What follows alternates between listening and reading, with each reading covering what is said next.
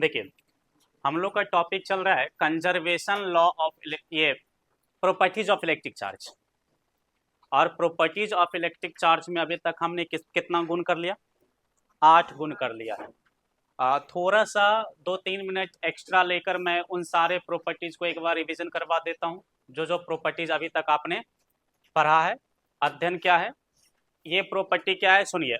जिनको नहीं दिखाई दे रहा है आप वहां चले जाइए, उस बेंच पर, ऊपर वाले बेंच पर, वहां से दिखाई देगा सॉलिड। विद्युत आवेश का पहला प्रॉपर्टी हमारा क्या था? First property was that electric charge can be do both. It can attract to each other as well as repel each other. If we have the if we have like charges, there will be repulsion there. If we have unlike charges, that means plus and minus. Like charges, that means plus and plus, or minus and minus. If we have unlike charges, there will be attraction there. This is positive charge. And there is other positive charge I have. Now there will be repulsion here because both have same nature. This is negative charge. We have another negative charge here. Here will be also repulsion. And we have positive charge. At other end, we have negative charge. Here will be attraction. This was the first properties of electric charge. The second properties of electric charge was that electric charge is a scalar quantity. Why it is a scalar quantity? Because we do not require the direction to explain the electric charge. We do not require direction to explain electric charge. That's why electric charge is a scalar quantity. After that, you have done electric charge is derived physical quantity or fundamental physical quantity. This is a derived physical quantity. Why? Because it is dependent quantity. It depends on current and time. Current and time is a fundamental quantity. That's why electric charge will be derived physical quantity. After that, the point number 4 was that a dimension of electric charge. What was the dimension of electric charge? AT or IT. It was the dimension of electric charge. In previous class we have done this. After property number 5 was that electric charge can be transferred from one body to another body. When we connected a neutral body to a charged body with a wire, then the charge begins to transfer from charged body to neutral body. Next property we have done, property number 6 was that electric charge is always with the mass. Without mass, electric charge is not possible because this is the character of mass. After that, property number 7 was what was the property number 7? In previous class we have done also, yes, unit. There was another property of electric charge between these units here. The SI unit of electric charge. What is the SI unit of electric charge? Ampere second, and this will be called as a coulomb. In the honor of the Coulomb shafts, that's why we'll call the SI unit of electric charge is Coulomb. And after that, we have also done the commercial unit of electric charge. What was the commercial unit of electric charge? Farad, not Farad. Farad is other unit. Farad will be the unit of the capacitance. Faraday is unit of the electric charge. And we have also done the other commercial unit of electric charge, that ampere hour. Ampere hour is the commercial unit of electric charge, and 1 ampere hour is equal to 3600 coulomb. 1 farad is equal to 96,500 coulomb. This was the unit of electric charge. And next, in previous class we have done the most important property of electric charge, that is the conservation law of electric charge. What is the conservation law of electric charge? The total charge of an isolated system is always constant. We cannot create the charge as well as destroy the charge. The charge of an isolated system is always constant. This was the conservation law of electric charge. And in the conservation of law of electric charge, we have done also many concepts, that if we connected two charged body, what quantity will be same for the both bodies? Voltage will be same after connecting. Why? Because after a certain time the flow of charge will stop. We connected two tank of water with a pipe, and after a certain time the flow of water stops. What does it mean? It does mean that the height in the both vessels or tank will be same. That's why the flow of water will stop. After that, we have also done that if we will take the similar size of the object, the distribution of the charge on the body will be equal. Supposed to be there's a body I have, this is body number A, this is body number B, and this body has charge 10 coulomb, this body has charge 6 coulomb. Now we connected these two body with a conducting wire. This is I have conducting wire, and these two bodies are connected with this wire, and after that we measure the charge on the body A is 4 coulomb. How much charge on the body B? What is the total charge of body A and B? 16 coulomb. And by the conservation law of electric charge, this will always remain constant. This is 60 coulomb, this will be always be 16 coulomb. This body has 4 coulomb charge. How much charge will be this body have? 12 coulomb. Because we have to find finally 16 coulomb. 4 and 12. We have 16 coulomb. Before connecting, the body has charge 16 coulomb. After connecting, the charge is 16 coulomb also. That is, the charge of this isolated system is always constant. This is the conservation of electric charge. After that, we have also done that this is body A, it has charge 5 coulomb. This is body B, it has charge minus 2 coulomb. After connecting these two body with a wire, it has charge 1 coulomb. How much charge on body B? So what is the total charge of the system? 5 coulomb minus 2 coulomb. 3 coulomb? 3 coulomb is the total charge. Here will be also 3 coulomb. This has 1 coulomb, so this will have 2 coulomb. Finally, we have 3 coulomb, which obey the conservation law of electric charge. And when we connected these two bodies, which quantity will be same for the both bodies? Voltage? Voltage will be same, because after certain time the flow of charge will stop. And we know that the charge flow from higher voltage to lower voltage. If charge is not flowing between 2 points, that means the voltage between 2 points is equal. The voltage of both points will be equal if charge is not flowing. If the charge is not flowing after certain times, it has 4 coulomb charge, it has 12 coulomb charge. That means the voltage will be same. Is charge will be equal on the both objects? No. The charge will be equal when the size will be equal. When the size will be same or radius will be same, that time the charge will be equal, the charge distributed equally on the both objects. But here we are not talking about the same size. But if at other time, if we are talking about that, this is body A, this is body B with a similar radius. Similar radius. This is identical body. This has charge 20 coulomb and this has charge 10 coulomb. Now we connected these bodies with a wire, conducting wire. How much charge on the both bodies? We have information, we have data that these are identical bodies. These are similar bodies. So we can say that the charge on the both bodies will be half of the total charge. What is the total charge? 30 coulomb.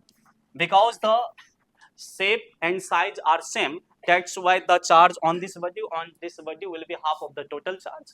The half of the total charge 30 coulomb is 50 coulomb. Here will be also 50 coulomb. When we connected two tank with the pipe and the size of the tank is similar, what is the water in the first tank and how much water in the first tank and in the second tank? Equal? Equal, na? And equal means half of the total water. If total water is 1000 liter, so in one tank the water will 500 and in other tank 500. This was the concept in previous class we have done. That यही तक हमने करा था ना. चलिए इसके बाद हम लोग आगे लिख लेते हैं. लिखे तो ये नहीं समझना है कि इंग्लिश बोलकर बन रहा है. कितना मुझे इंग्लिश नहीं आती है. हाँ, यदि कोई सामने मूर्ख दिख जाता है तब मेरी इंग्लिश निकल जाती है, क्योंकि आप गलत बोल रहे हो, सामने वाले को पता ही नहीं चलेगा। यदि कोई होशियार व्यक्ति मेरे सामने आ जाए, इंग्लिश के जानकार व्यक्ति, तब मेरे मुंह से इंग्लिश नहीं निकलती है। मुझे पता है ना, वो मैं बोलूंगा तो वो क्या कर लेगा, पकड़ लेगा मैं क्या गलत बोल रहा हूँ। लेकिन अभी कहोगे तो मैं 2 घंटा बोल सकता हूँ। देखिए तो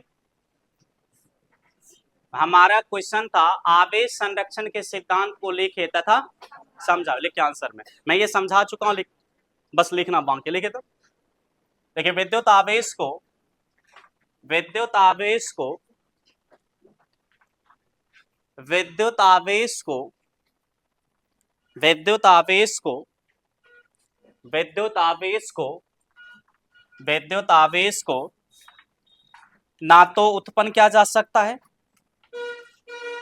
विद्युत आवेश को ना तो उत्पन्न किया जा सकता है, विद्युत आवेश को ना तो उत्पन्न किया जा सकता है, ना तो उत्पन्न किया जा सकता है और न ही नष्ट। विद्युत आवेश को ना तो उत्पन्न किया जा सकता है और न ही नष्ट। विद्युत आवेश को ना तो उत्पन्न किया जा सकता है और न ही नष्ट। अर्थात अर्थात अर्थात अर्थात किसी पृथक्कृत निकाय का अर्थात किसी पृथक्कृत निकाय का अर्थात किसी पृथक्कृत निकाय का अर्थात किसी पृथक्कृत निकाय का अर्थात किसी पृथक्कृत निकाय का कुल आवेश अर्थात किसी पृथक्कृत निकाय का कुल आवेश किसी पृथक्कृत निकाय का कुल आवेश किसी पृथक्कृत निकाय का कुल आवेश हमेशा नियत रहता है। पृथक्कृत शब्द का मतलब समझ आ रहा है? किसी पृथक्कृत निकाय का कुल आवेश हमेशा नियत रहता है। ये मैं लास्ट क्लास में समझा चुका हूँ बहुत अच्छी तरह से, हमारे पास समय नहीं था इसलिए हम लोग नोट नहीं कर पाए थे, इसलिए मैं भी नोट करवा रहा हूँ। इसके बाद हम लोग आगे देखेंगे। किसी पृथक्कृत निकाय का कुल आवेश नियत रहता है, इसे आवेश संरक्षण का सिद्धांत कहा जाता है। इसे आवेश संरक्षण का सिद्धांत कहा जाता है। इसे आवेश संरक्षण का सिद्धांत कहा जाता है। इसे आवेश संरक्षण का सिद्धांत कहा जाता है। इसे आवेश संरक्षण का सिद्धांत कहा जाता है। इसे आवेश संरक्षण का सिद्धांत कहा जाता है। ये तो हो गया आवेश संरक्षण का सिद्धांत। लेकिन क्वेश्चन में एक शब्द और जोड़ा हुआ कि समझाइए, तो वो वाला एग्जांपल ले लेंगे जो कल हमने बताया था कि दो उदासीन वस्तु को घर्षित किया जाता है। लिखिए प्रकाशन करके। देखिए, जब दो उदासीन वस्तुओं को जब दो उदासीन वस्तुओं को जब दो उदासीन वस्तुओं को जब दो उदासीन वस्तुओं को जब दो उदासीन वस्तुओं को जब दो उदासीन वस्तुओं को आपस में घर्षित किया जाता है जब दो उदासीन वस्तुओं को आपस में घर्षित किया जाता है जब दो उदासीन वस्तुओं को आपस में घर्षित किया जाता है आपस में घर्षित किया जाता है जब दो उदासीन वस्तुओं को आपस में घर्षित किया जाता है आपस में घर्षित किया जाता है तो दोनों वस्तुओं पर तो दोनों वस्तुओं पर तो दोनों वस्तुओं पर तो दोनों वस्तुओं पर दोनों वस्तुओं पर ठीक बराबर तो दोनों वस्तुओं पर ठीक बराबर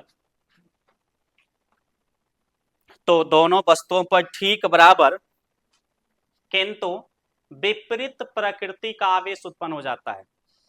ठीक बराबर किंतु विपरीत प्रकृति का आवेश उत्पन्न हो जाता है। तो दोनों वस्तुओं पर ठीक बराबर किंतु विपरीत प्रकृति का आवेश उत्पन्न हो जाता है। दोनों वस्तुओं पर ठीक बराबर किंतु विपरीत प्रकृति का आवेश उत्पन्न हो जाता है। दोनों वस्तुओं पर ठीक बराबर किंतु विपरीत प्रकृति का आवेश उत्पन्न हो जाता है। ठीक बराबर किंतु विपरीत प्रकृति का आवेश उत्पन्न हो जाता है। समझ आ रहा है ना मैं क्या लिखा रहा हूँ? ये मैं कल समझा चुका हूँ पूरे क्लास में। जब लिखते चलिए उसी में, जब दोनों वस्तुओं पर के जब दोनों वस्तुओं पर के जब दोनों वस्तुओं पर के जब दोनों वस्तुओं पर के आवेशों का जब दोनों वस्तुओं पर के आवेशों का जब दोनों वस्तुओं पर के आवेशों का कुल बीजगणितीय योग किया जाता है, कुल बीजगणितीय योग किया जाता है, जब दोनों वस्तुओं पर के आवेशों का कुल बीजगणितीय योग किया जाता है, कुल बीजगणितीय योग किया जाता है, कुल बीजगणितीय योग किया जाता है, तो यह तो यह तो यह शून्य प्राप्त होता है, तो यह शून्य प्राप्त होता है, तो यह शून्य प्राप्त होता है, तो यह शून्य प्राप्त होता है तथा तथा घर्षण से पहले भी दोनों वस्तुओं पर तथा घर्षण से पहले भी दोनों वस्तुओं का कुल आवेश तथा घर्षण से पहले भी दोनों वस्तुओं का कुल आवेश घर्षण से पहले भी दोनों वस्तुओं का कुल आवेश घर्षण से पहले भी दोनों वस्तुओं का कुल आवेश शून्य ही था। घर्षण से पहले भी दोनों वस्तुओं का कुल आवेश शून्य ही था। घर्षण से पहले भी दोनों वस्तुओं का कुल आवेश शून्य ही था। अर्थात अर्थात निकाय का, निकाय जब मैं बोल रहा हूं तो दोनों वस्तु उसमें आ रहा है, अर्थात निकाय का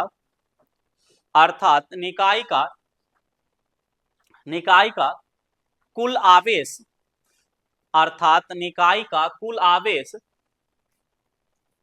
अर्थात निकाय का कुल आवेश नियत रहता है, अर्थात निकाय का कुल आवेश नियत रहता है, अर्थात निकाय का कुल आवेश नियत रहता है, निकाय का कुल आवेश नियत रहता है, जो जो आवेश संरक्षण के सिद्धांत को दर्शाता है, जो आवेश संरक्षण के सिद्धांत को दर्शाता है, जो आवेश संरक्षण के सिद्धांत को दर्शाता है, जो आवेश संरक्षण के सिद्धांत को दर्शाता है, जो आवेश संरक्षण के सिद्धांत को दर्शाता है। चलिए ये क्वेश्चन हो गया। उसके बाद ये डायग्राम याद आ रहा है क्या है? ये Q1 और इस पर जब हमने जोड़ दिया तो इस पर Q1 डैश है, इस पर दोनों का चार्ज चेंज हो गया, लेकिन इस दोनों को जोड़ेंगे तभी भी इस दोनों के योगफल के बराबर होगा। कहां से? संरक्षण के नियम से, आवेश संरक्षण नियम से। ये नोट कर लीजिए। मुझे लगता है नोट करने के लिए मुंह का नहीं हाथ का जरूरत पड़ता है, इसलिए हाथ से नोट करो, मुंह से नहीं।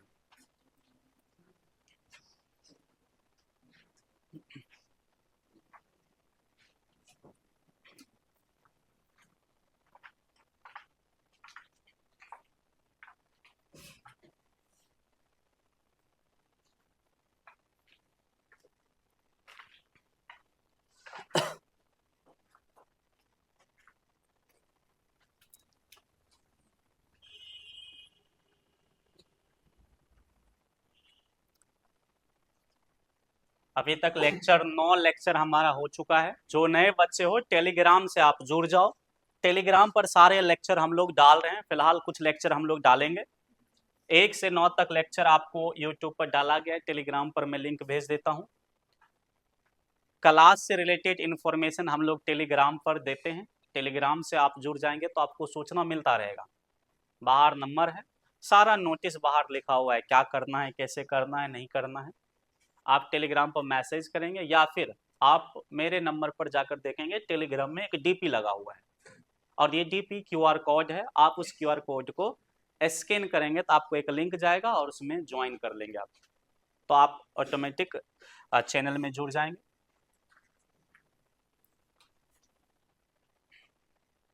बाकी ये लेक्चर वीडियो सब दिन आपको नहीं दिए जाएंगे, शुरुआत है, कुछ बच्चों का छूट जाएगा, जो लेट आया होगा उसके लिए है।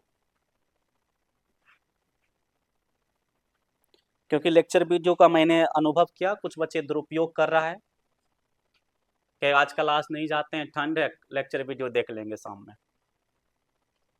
तो लेक्चर वीडियो ही यदि हमें देना रहता है तो हम लोग लाइव आ जाते हैं, लेकिन ये फालतू चीज़ है। फिजिकल क्लास दूसरी चीज़ है, लाइव दूसरी चीज़ है।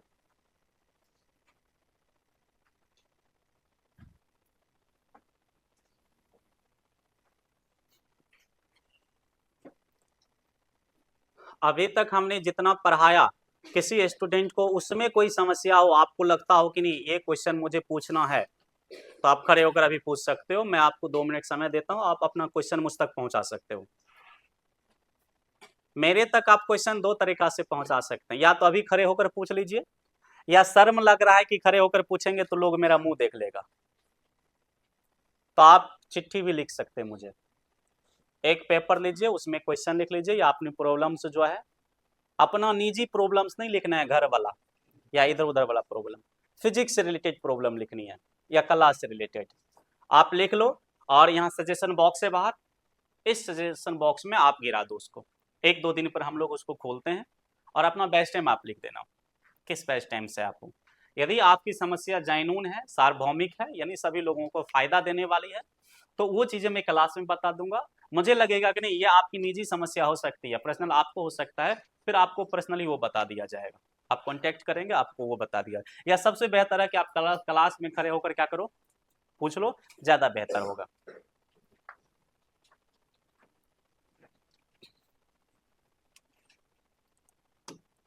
चले, इसके बाद हम लोग क्या करते हैं, नोट करते हैं। और ये नोट आपको पता है कौन सा होगा, साइज वाला, कि जब दो समरूप आवेशी चालक को कनेक्ट किया जाता है तो दोनों चालक पर कुल आवेश का आधा आधा क्या हो जाएगा, वितरित हो जाएगा। इसका काम अभी नहीं होगा, लेकिन जब मैं कूलम्स लॉ बताऊंगा तब ये चीजें आपको समझ आएगा। एनसीईआरटी में भी इक्का दुक्का सवाल है इस पर। इसके नीचे एक नोट लिखिए।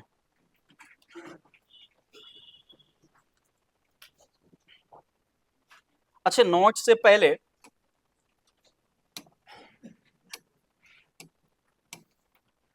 देखिए, कभी कभी क्या होगा कि जब आप क्लास आएंगे ना, इस तरह का आपको पर्दा मिलेगा देखने को, ये स्क्रीन मिलेगा। जिस दिन ये स्क्रीन आपको दिख रहा है, उस दिन आपको ये समझना है कि इस पर्दा के पीछे आपके लिए कुछ पैसा है। 100 रुपया, 200 रुपया, 500 रुपया, 1000 रुपया। यानी मैं क्लास में आऊंगा और इस पर्दा को ऊपर करूंगा, आपको यहाँ ये क्या दिखेगा, क्वेश्चन दिखेगा। जो लोग उसका जवाब पहले दे देंगे उसके लिए वहां पर लिखा हुआ रहेगा उसी क्वेश्चन के नीचे कि कितने रुपया का ये क्वेश्चन है, 100 या 1000। तो वहां पर क्वेश्चन दिया रहेगा। आसान क्वेश्चन तो होगा नहीं, क्योंकि पैसा से मुझे भी ये है ना, लालच है ना, मैं चाहूंगा मेरा पैसा बच जाए, लेकिन क्वेश्चन रहेगा, उस क्वेश्चन का फिर भी आप जवाब दे देते हो, तो आपको एट ए टाइम जितना रुपया कैश प्राइज उस क्वेश्चन के लिए रहेगा, आपको क्लास में खड़े खड़े उतना दे दिया जाएगा। ये रोज नहीं होगी, किसी किसी दिन होगी, सभी बैच का क्वेश्चन अलग अलग होगा। किसी बैच में आज हुआ तो किसी बैच में कल हो सकता है, लेकिन जिस दिन ये पर्दा गिरा हुआ रहेगा, आप समझ जाना इस पर्दे के पीछे आपके लिए कुछ रुपया है, और वो एक ही स्टूडेंट को मिलेगा जो पहले जवाब देगा। ऑप्शन रहेगा आपको क्वेश्चन के लिए, 4 ऑप्शन रहेगा। 4 ऑप्शन में से किसी एक को आपको बताना है, और रीजन के साथ बताना है, कारण सहित। ऐसा नहीं कि 4 को खड़ा हो गए एक लाइन से और ABCD बोल दिए, किसी एक का क्या होगा, सही होगा, बाहर जाकर पैसा पहुंच लिए चारों। ये नहीं होगा हमारे यहाँ, क्योंकि मैं टीचर हूं तो थोड़ा ज्यादा ही होशियार होऊंगा ना आपसे, इसलिए आपको एक्सप्लेन करना होगा उस चीज को कि आपने जो कुछ सोचकर आंसर दिए होंगे ना। यदि आपने कुछ सोचकर आंसर नहीं दिया, माता दी के नाम पर आंसर दे दिया और सही हो गया, फिर माता दी के नाम पर आपको पैसा नहीं मिलेगा। आपको उसका रीजन बताना होगा, तर्क बताना होगा कि आपने जो आंसर दिया उसके पीछे क्या तर्क है। ये किसी किसी दिन आपको मिलेगा। उसके बाद हम लोग सैटरडे को एक टेस्ट कर रहे हैं।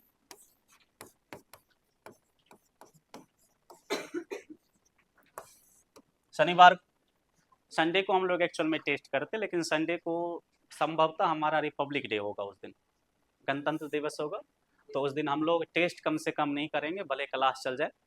सैटरडे को हम लोग एक टेस्ट करेंगे, यानी सैटरडे तक में हमारे पास इतने टॉपिक हो चुका रहेगा कि हम एक टेस्ट कर सकते हैं, एक टेस्ट को ऑर्गेनाइज कर सकते हैं। वो क्लास टेस्ट रहेगा हमारा कि अभी तक आपने शुरू से जो पढ़ा कितना आपने पढ़ा, ये सैटरडे को होगा। चैनल के बारे में हमने बता दिया, जिन लोगों को चैनल से जुड़ना है, बाहर नंबर है, बैनर पर है, नोटिस पेपर में है, वहां से आप नंबर लेकर चैनल से क्या कर सकते हैं, जुड़ सकते हैं। सजेशन बॉक्स में आप अपनी प्रॉब्लम्स को डाल सकते हैं, ताकि हम लोग समय समय पर उसको देखेंगे तो पता चल सके कि आपका क्या क्वेश्चन है, कैसे क्वेश्चन है। चले लिखिए नोट,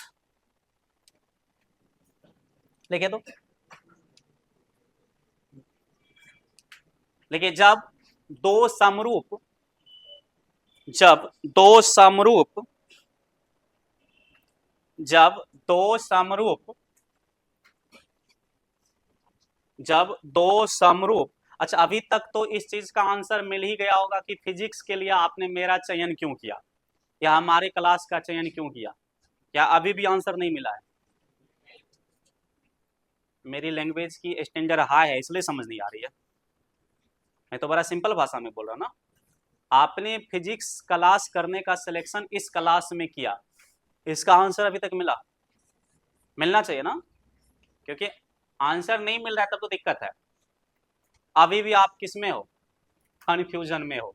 तो इस चीज का आंसर हर एक क्लास में आपको ढूंढना है कि आपने केमिस्ट्री जहां पढ़ने का चयन किया है, आपका आंसर क्या मिल रहा है वहां पर, कि आपका चयन सही है या गलत है। क्योंकि शुरू में ही करना रहता है ये चीजें, फंस जाने के बाद आप नहीं करोगे। लिखें नोट में, जब दो समरूप आवेशित चालक को जब दो समरूप आवेशित चालक को जब दो समरूप आवेशित चालक को एक दूसरे से एक दूसरे से एक दूसरे से एक दूसरे से चालक तार द्वारा संयोजित किया जाता है, एक दूसरे से चालक तार द्वारा संयोजित किया जाता है, चालक तार द्वारा संयोजित किया जाता है, चालक तार द्वारा संयोजित किया जाता है, संयोजित किया जाता है, तो तो दोनों वस्तुओं पर तो दोनों वस्तुओं पर तो दोनों वस्तुओं पर दोनों वस्तुओं पर कुल आवेश का दोनों वस्तुओं पर कुल आवेश का दोनों वस्तुओं पर कुल आवेश का आधा आधा आवेश वितरित हो जाता है, वितरित डिस्ट्रीब्यूटेड। दोनों वस्तुओं पर कुल आवेश का आधा आधा आवेश वितरित हो जाता है, दोनों वस्तुओं पर कुल आवेश का आधा आधा आवेश वितरित हो जाता है, दोनों वस्तुओं पर कुल आवेश का आधा आधा आवेश वितरित हो जाता है। ये कल के लेक्चर पर बेस्ड ये थ्योरी था। अब मैं आज आगे आगे का पॉइंट बताता हूं। चलिए, ये हमारा प्रॉपर्टी नंबर कितना था, 9 था या 8 था? 8 था। 9 नंबर देखिए, 8 का ये नोट हमारा था, 9 नंबर। अच्छा, 9 नंबर प्रॉपर्टी मैं पहले बता चुका हूं, और इसमें हमें ज्यादा बहस करने की जरूरत नहीं है। ये प्रॉपर्टी है, जब किसी वस्तु को आवेशित किया जाता है तो उसके द्रव्यमान के साथ क्या होता है। तो द्रव्यमान बढ़ भी सकता है, और द्रव्यमान कब घटेगा, जब धन आवेशित करेंगे। द्रव्यमान कब बढ़ेगा, जब ऋण आवेशित करेंगे। और इसका सारा कंसेप्ट मैं पहले बता चुका हूं, आप लेक्चर जाकर देखेंगे तो पता चलेगा। इससे पहले मैं लिखा भी चुका हूं नोट के रूप में, आज मैं इसको पॉइंट के रूप में लिखा देता हूं, लेकिन तो सेम चीज। देखिए, जब किसी वस्तु को धन आवेशित किया जाता है, बातें करोगे मेरा नजर चला गया, आप क्लास से निकाले जाओगे आज के लिए। जब किसी वस्तु को धन आवेशित किया जाता है जब किसी वस्तु को धन आवेशित किया जाता है जब किसी वस्तु को धन आवेशित किया जाता है तो तो जब किसी वस्तु को धन आवेशित किया जाता है तो इसका द्रव्यमान घटता है। जब किसी वस्तु को धन आवेशित किया जाता है तो इसका द्रव्यमान घटता है। क्यों घटता है? क्योंकि हाँ, electron are removing from this, इससे इलेक्ट्रॉन निकाला जा रहा है, तो इसका द्रव्यमान घटता है। तथा तथा जब ऋण आवेशित किया जाता है तथा जब ऋण आवेशित किया जाता है तथा जब ऋण आवेशित किया जाता है तथा जब ऋण आवेशित किया जाता है तो इसका द्रव्यमान बढ़ता है। तथा जब ऋण आवेशित किया जाता है तो इसका द्रव्यमान बढ़ता है। तथा जब ऋण आवेशित किया जाता है तो इसका द्रव्यमान बढ़ता है।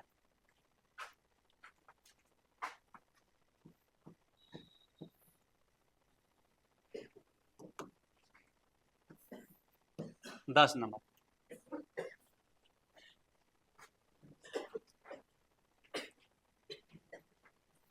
अच्छा, 10 नंबर आप याद कीजिए। एक दिन शुरू में जब हमारा लेक्चर 1 चल रहा था तो लेक्चर 1 में मैंने बताया था कि आवेश के कितने स्थिति संभव है। मरजाउन 2 बोल रहा है। ये सब खाने वाला बच्चा होगा जो याद नहीं रखता है। आप जाकर रोज पढ़ा करो घर पर। मैंने लेक्चर 1 में बताया था कि विद्युत आवेश एक्चुअल में क्या होता है कि हम किसी रूटीन के साथ चलते ही नहीं है और रोज पढ़ते ही नहीं है, इसलिए हम अपने ट्रैक से उतर जाते हैं और टीचर ने जो क्लास में पढ़ा है वो चीजें हमें याद नहीं रहती है। मैं बार बार बोलता हूं कि यदि क्लास में आपको समझ आ रहा है ना, वो आपका अपना प्रभाव नहीं है। किसका प्रभाव है? टीचर का प्रभाव है। घर पर में जाकर जब आप अध्ययन करते हैं और तब आपको कितना समझ आता है वो आपका है, क्लास में टीचर का। इसलिए क्लास में समझ आने के बाद आप इस भ्रम में मत रहना कि नहीं भी पढ़ेंगे तो क्या आ गया, समझ आ गया। नहीं, वो टीचर का प्रभाव है। रूम पर जाकर आपको पढ़ना है और तब आपको कितना समझ आ रहा है वो आपका प्रभाव है। हम रूटीन के साथ पढ़ते ही नहीं है। ऐसे कर लेते हैं कि 1 2 3 4 5, ये 5 दिन हमने नहीं पढ़ा और छठा दिन हमने क्या किया, 18 घंटा पढ़ लिया। 18 घंटा। एक ये वाले व्यक्ति होते हैं और एक व्यक्ति ये होता है कि 1 2 3 4 5 6 सभी दिन 2-2 घंटा उन्होंने पढ़ा। कितना हो गया? 12 घंटा। इसने 18 घंटा पढ़ा 6 दिन में और इसने 6 दिन में, आप यकीन मानो ये जीवन में कुछ नहीं करेगा, गंजेरी बन जाएगा, ये कुछ नहीं कर पाएगा ये जीवन में। लेकिन ये व्यक्ति अब क्रैक कर जाएगा यदि कोई कंपटीशन दे रहा है, या फिर नॉलेज को बेहतर तरीका से ये एक्वायर कर लेगा और नॉलेज इसके साथ लंबे दिन तक रहेगा। जो भी चीजें पढ़ रहे हैं, पढ़ाई का सबसे बेस्ट तरीका है ये। एक ही घंटा पढ़ो लेकिन रोज पढ़ो। आप ये तरीका अपना लो, आप देखो फायदा होता है कि नहीं। नहीं फायदा होगा ना, आकर आप मुझे बोलना, गाली देना, मौखिक रूप से या लिखित रूप से, दोनों रूप से आप गाली दे सकते हो, निश्चित रूप से फायदा होगा। आपने कहानी सुना होगा सलो एंड एसटीडी।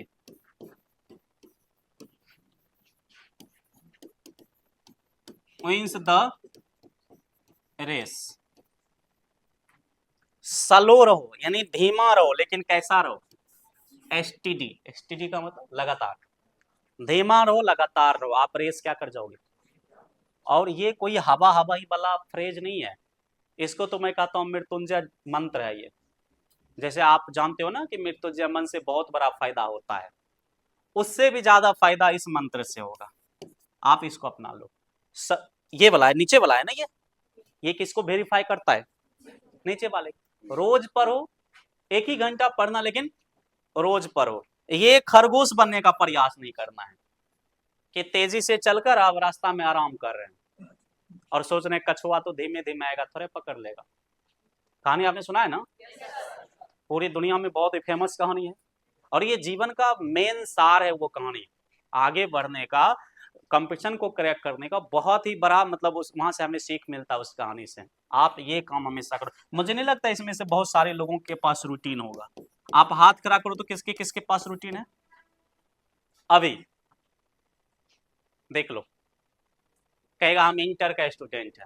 एक स्टूडेंट बिना रूटीन का पढ़ रहा है और वो खुद को बोल रहा है कि हम क्या है, स्टूडेंट है। बिना रूटीन का यदि आप खुद को स्टूडेंट बोल रहे हो तो थोड़ा सा शर्म करना है आपको। बिना रूटीन का कोई स्टूडेंट नहीं होता है। यदि आप स्टूडेंट खुद को बोलते हो या कहना चाहते हो तो आपके पास क्या होना चाहिए, रूटीन। बिना रूटीन का पढ़ने वाला व्यक्ति जीवन में कभी सक्सेस नहीं होता है। इसलिए आपके पास एक फिक्स रूटीन होना चाहिए। यदि रूटीन नहीं है तो अभी भी सुधर जाओ। बिना रूटीन का पूरे साल पढ़ लो और एक रूटीन वाले स्टूडेंट की तुलना में ज्यादा घंटा पढ़ लो। आप एक साल में एक रूटीन वाला स्टूडेंट ने 350 या 3500 घंटा पढ़ा। कितना? 3500 घंटा पढ़ा। ये देखिए, ये बिना रूटीन वाला स्टूडेंट है। लेकिन एक रूटीन वाला स्टूडेंट ने मात्र क्या क्या 1700 घंटा पढ़ा। ये देखिए, ये सक्सेस हो जाएगा और ये सक्सेस नहीं होगा, 100% नहीं सक्सेस होगा। इसके पास रूटीन नहीं है। और जब आप रूटीन के साथ नहीं पढ़ोगे ना, फिर आप कंपटीशन क्रैक नहीं करोगे, क्योंकि आपको, या एग्जाम क्रैक नहीं करोगे, क्योंकि आपको एक सब्जेक्ट नहीं पढ़ना है, आपको 5, 6, 7, 8 सब्जेक्ट पढ़ना रहता है।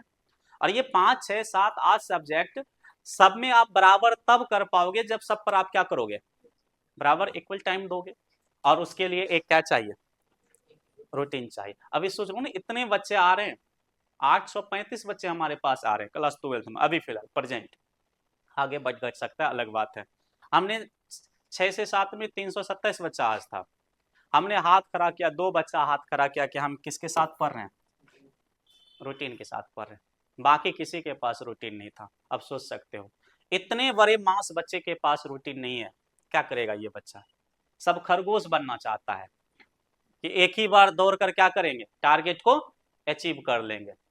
जीवन में शॉर्टकट के पीछे जाने वाला व्यक्ति जो है ना, हमेशा पीछे रह जाता है।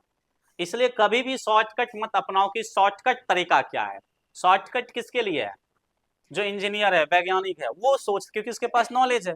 अब वो सोच रहा है कि किसी चीज का शॉर्टकट कैसे होगा। आप क्या हो, अभी आपका दिमाग तो खाली है, दिमाग में कुछ है ही नहीं, और कुछ है नहीं। अब पहले से आप शॉर्टकट अपना रहे हो। पहले तो जो चीजें पहले से हमारे पास है उसको तो अध्ययन कर लो ना, और उसके बेसिस पर आप शॉर्टकट अपनाना। लेकिन नहीं, आज के बच्चे को क्या चाहिए, शॉर्टकट चाहिए कि लाइव क्लास ही कर लेंगे, आंख से देख लेंगे, बाकी हाथ घुमाने की जरूरत है ही नहीं। ऐसे बच्चे बहुत मिल जाएंगे। इसलिए रूटीन जाकर तैयार करो। रूटीन नहीं है तो आप स्टूडेंट कहलाने लायक नहीं हो।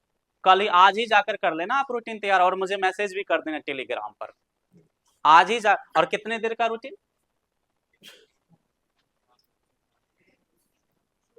किसको लगता है कि मैं बेहतर घंटा बता सकता हूं कितने देर का रूटीन है, मुझे खड़े होकर बताओ कितने घंटा का रूटीन होना चाहिए।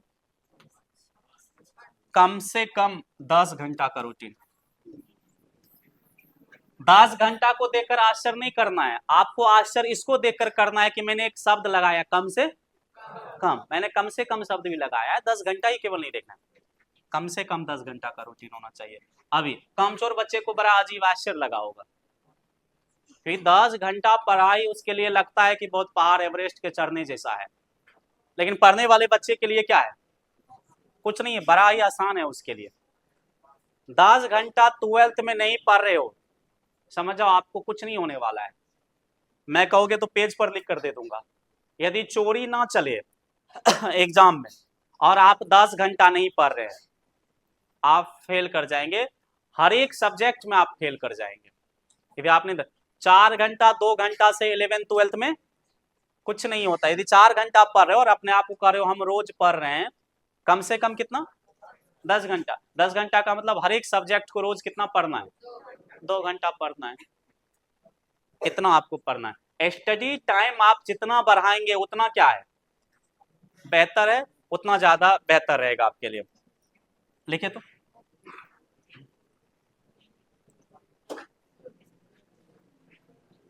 जब एक टीचर या कोई व्यक्ति किसी को अच्छी अच्छी बातें बोलता है ना, देखना उसका आत्मा जो है ना बिल्कुल शुद्ध हो जाता है, अंदर में आग जला लेगा, आज जाकर फाड़ देना, चीर देना, ये कर देना, वो कर देना, पूरा मोटिवेटेड हो जाएगा।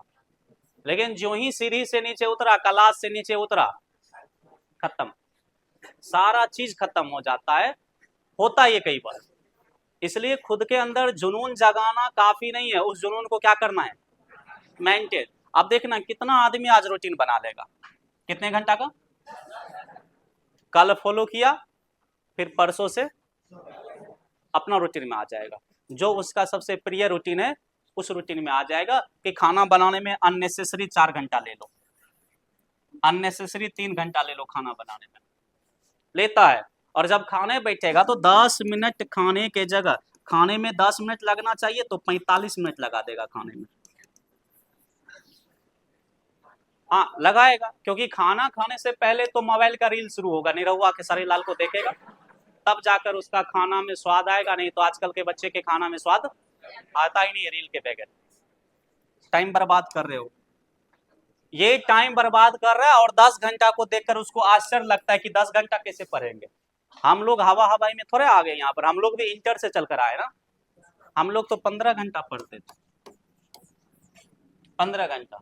अब क्या करेगा, 9 घंटा सोया रह जाएगा, 9 घंटा तक सोया रह जाएगा, कहेगा समय कहाँ बचता है, 9 घंटा सोने का समय है।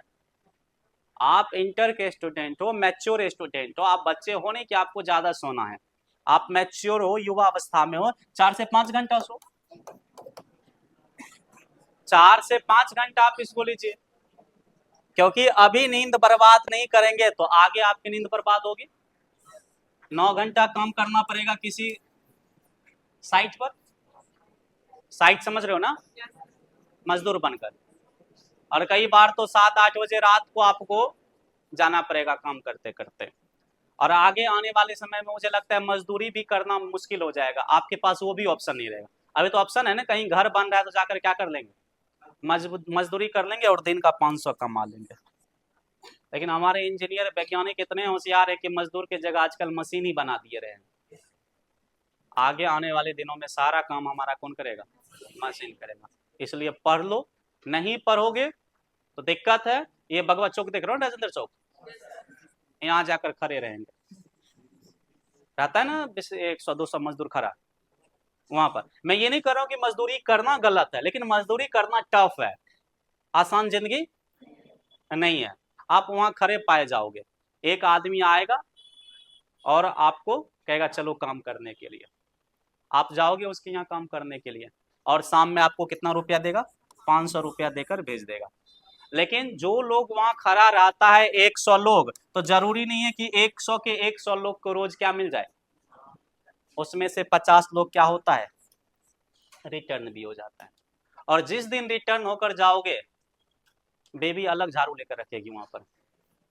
हाँ होता है, कितना आदमी होता है घर से आदेश मिल जाता है, कमा कर आओगे तभी खाना मिलेगा, नहीं तो नहीं मिले। हम लोग ऐसे आदमी को देखे हुए हैं, इसी में देखे, ये जब मैं बना रहा था ना ये क्लास, उसी में हमने देखा होगा ऐसे व्यक्ति को, मतलब मजदूर को आकर बोलता था, अपनी दुखड़ा सुनाता था।